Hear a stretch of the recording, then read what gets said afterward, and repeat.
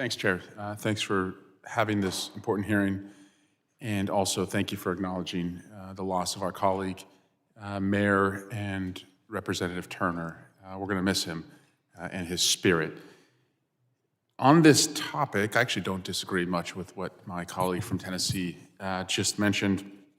I want to ask the witnesses here, as it relates to China, do you agree that unlike almost any intelligence service in the world, including ours, that they task their intelligence service to steal intellectual property to benefit Chinese businesses? Is there anyone here that disagrees with that? Does everyone... I would just add one thing. Yeah. I think they're almost unique in the world in tasking the MSS to do this. Most intelligence services in the world are spying on government secrets, not trying to build up the national champions. So in many ways, we can tip our hat that the Chinese intelligence service is working for the national champions, unlike the world's other intelligence services. But I don't think you're suggesting that like the CIA should be stealing secrets to help Cisco. I think they would resign. Yeah. So does everyone here agree that our greatest economic foe in the world is China? I think there's agreement here.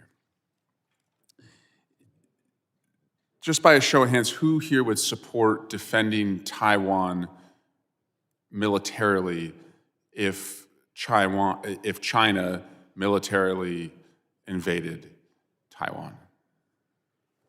So would I, and so would a lot of my colleagues on both sides of the aisle. And I raise that because my colleague from Tennessee also referenced Ukraine and the minerals deal there. And what concerns me about the state of play in Ukraine on this very important topic is that if you are Taiwan right now, you should be very worried about us possibly leaving our friends in the field in Ukraine. And if you're Taiwan, you're probably asking yourself, could the United States stitch together an alliance to actually defend us? Because if China were to militarily invade Taiwan, sure, it's in our interest to defend Taiwan. Maybe there's a couple other countries in the region who may have an interest. I don't know why Europe would want to get involved unless it was strong American partnership and strength and allyship that persuaded them to do that. And so, to my Republican colleagues, I guess I just warn that we can't be tough on China but soft on Russia, because China won't believe us. They will actually think that we wouldn't really honor our commitment to Taiwan and that the rest of the world wouldn't go with us because we would have a credibility deficit on that issue.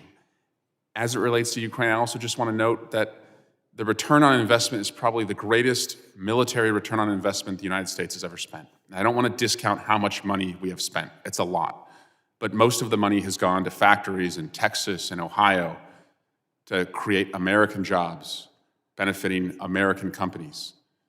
And the number of soldiers lost is 0. So you could say the return on investment is infinity because you cannot divide 0. So these two issues are directly related, and I hope we don't separate them, because I want to be tough on China and tough on Russia, and I'm afraid you can't be tough on one and soft on the other. Mr.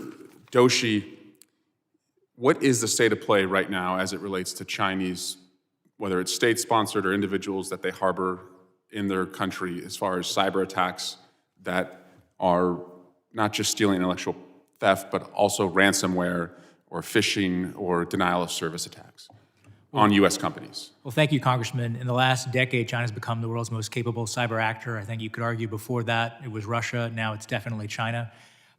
When it comes to taking American personal data, intellectual property, or pre-positioning for cyber attack with web shells or living off the land techniques, they're at the state of the art, and they're investing more resources, more staff, and more personnel to be the best at it.